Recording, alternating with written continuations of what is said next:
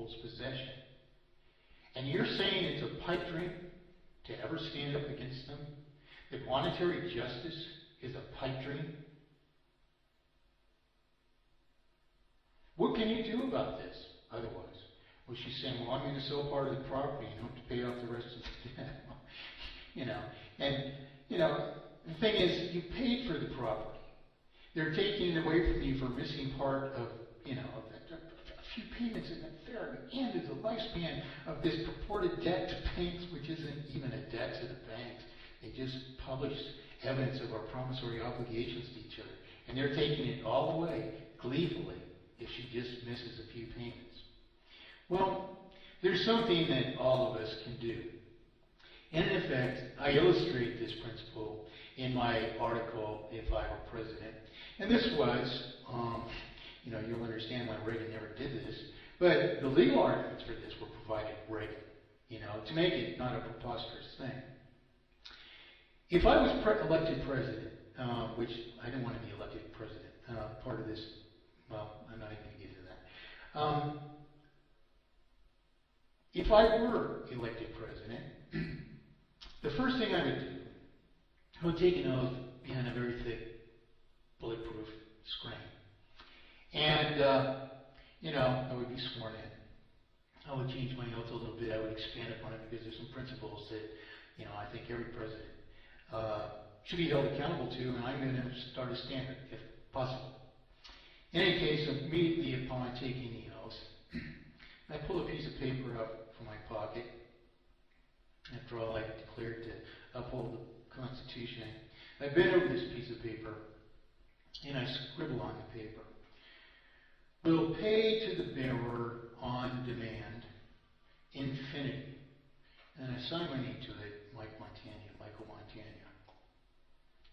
So then I offer that to the Secretary of the Treasury of the previous administration, Chairman of the Federal Reserve, whoever, and say, I have just paid the debts of the people. But what is the legal argument for this? The legal argument is, if they're just publishing evidence of our promissory obligations to each other, and they've so violated the strictures of their charter that these promissory obligations are not redeemable by them. They gave up no property for this in the whole course of its lifespan. Being as that they are private entities, they have no legitimate authority that any of us don't have. So, why, especially when they have imposed terminal failure on us, why cannot we issue in payment of these purported debts to the bank equal, like irredeemable promises to pay? There's no reason in the world whatsoever. Now, I'm not doing that, and I'm not advocating that you do that, simply to pay your debts. No. I'm advocating it to challenge this principle of the obfuscation of the currency. After all, if this fellow citizen or this other fellow in the Ron Paul forums, Republican, are correct, the Federal Reserve System and all the other central banks of the world will be glad to defend this principle to us, will they not? If there is a defense, we'll finally hear it. Right now, can you put your finger on it? No. Was it a fact of the development of the law? No. It's gone. All we have is evasion. So this forces them into a court battle which they cannot win, and in which they do not want to participate because it exposes the obfuscations of the currency by which they have stolen unfathomable magnitudes from us. So if I were president, I would pay the debts of all the people like this. And as I was saying, I'm sorry, man, I forgot your name, but, for a while I spaced it at least. Ann Mintz and I were speaking not long after her, YouTube escapades that, went viral. That, this was, in Ann's words, is a timeout. So I would suspend all payments against all debts originating by this obfuscation of the currency. Now, why do we have to do that? Because that's the only thing that prevents this deflation, which is terminal. Then we don't have to borrow any further to maintain the vital circulation. The circulation stays in circulation. This means that we cannot afford to service debts to the federal government, which are artificial debts to the Federal Reserve System or the central bank of your country, which have been artificially multiplied by the same process into terminal failure. All right? We can never pay these debts. These politicians that are insisting on fiscal austerity are just pretenders. They've never done the math. They haven't established that we actually owe these debts. The original debt was multiplied and multiplied and multiplied and multiplied, always at a greater rate than we could possibly rise to be able to meet the artificial demands which were imposed upon us without justification. So we need to take all these things to court. So how does this mandate work? Basically, it makes it a crime of treason to enforce this upon individuals claiming the right to mathematically perfected economy and absolute consensual representation. We're forcing all laws since our Constitution to revert to non-existence unless they meet a stricture of public affirmation and periodic public reaffirmation. So we become, in effect, sovereign individuals, agreeing to what we will abide by and what we will not. Now, it's impossible to discuss this without going into great detail of each part, each article of this extensive constitutional amendment, which immediately establishes mathematically perfected economy and it allows each of us to contest this in court, individually or together. So part of the process is that we submit to the local sheriffs. We don't want to offend any of these people. We're basically asking them to enforce the will of the people because we have rights to author the laws to which we agree we will be subject. We have rights to prescribe the limitations of unlawful laws that we will not be subject. And this happens to be one of them that we cannot afford to submit ourselves to. So we're allowing other people to go on in this thing they call economy, if they so wish. If you're a banker and you want to charge people interest, fine. But you cannot cannot conduct commerce with us. And why anyone would ever want to do this, I don't know.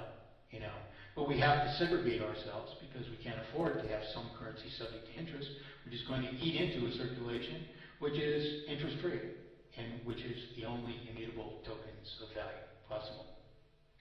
So we force a choice where people do one thing or the other. You can either join us, you sign this mandate for mathematically perfected economy, you become a person for mathematically perfected economy and absolute consensual representation.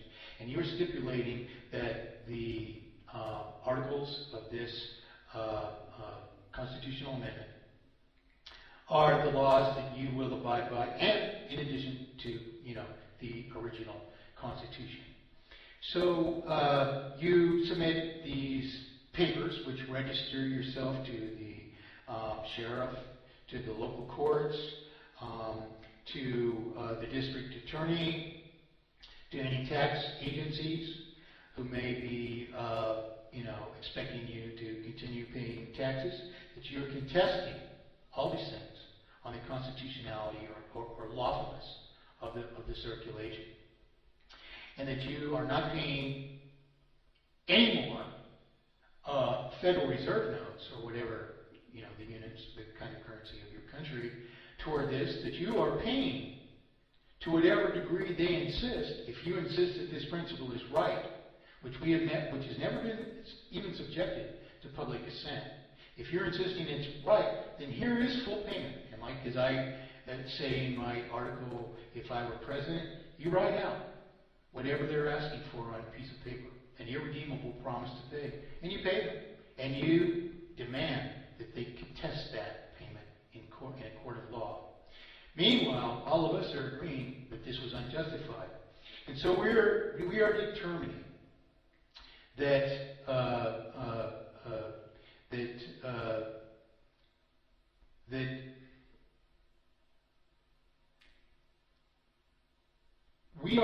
refinance all debts under mathematically perfected economy, counting all prior payments of interest instead toward principal, which itself will eliminate most of the world's debt.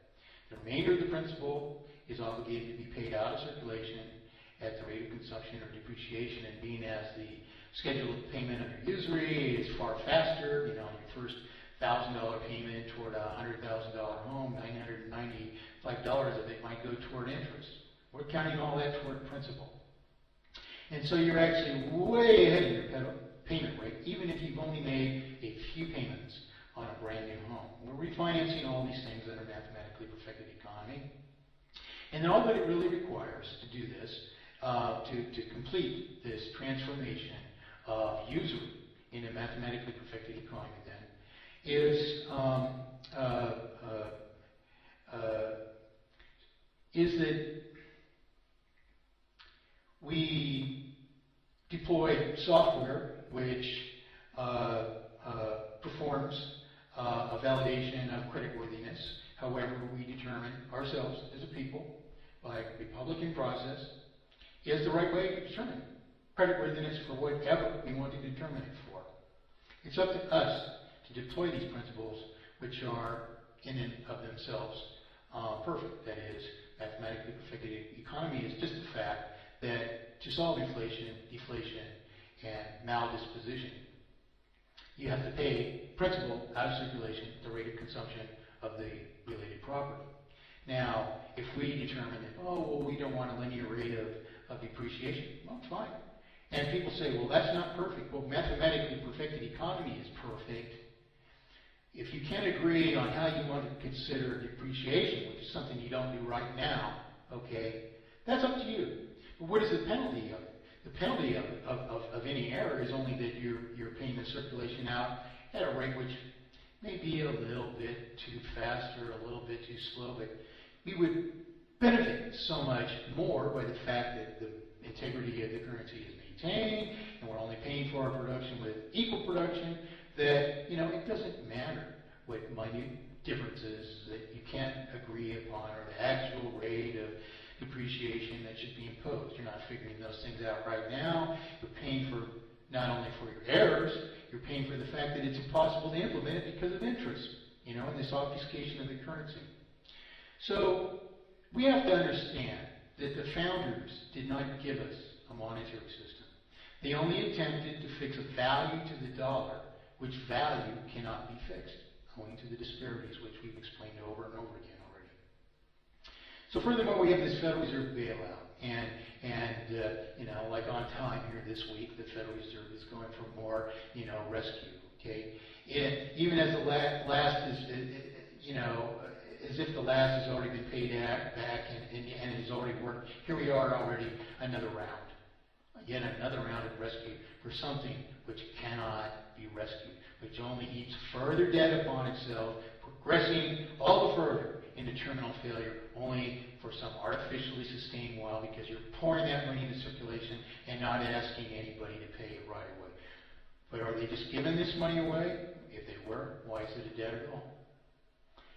So we had David Stockman recently, resurface on 60 Minutes, and he's telling you, your taxes have to go up. Not just for the rich, they have to go up for everybody, and they have to go up a lot. Well, I'm sorry, this just exemplifies the preposterous, lack of solution that exists across government. If it was a legitimate debt, then we could evaluate, how to pay it back. But if it hasn't even been proven to be a legitimate debt, especially all the interest, accounting for all the interest that's been paid, then what's the point, David? What's the point? And how can your math possibly account for all this? How are we ever going to pay all this back? You and your interviewer shook your heads on 60 Minutes, not possibly knowing how and not even venturing that it's even in the cards to ever accomplish it. And the reason is, this very system itself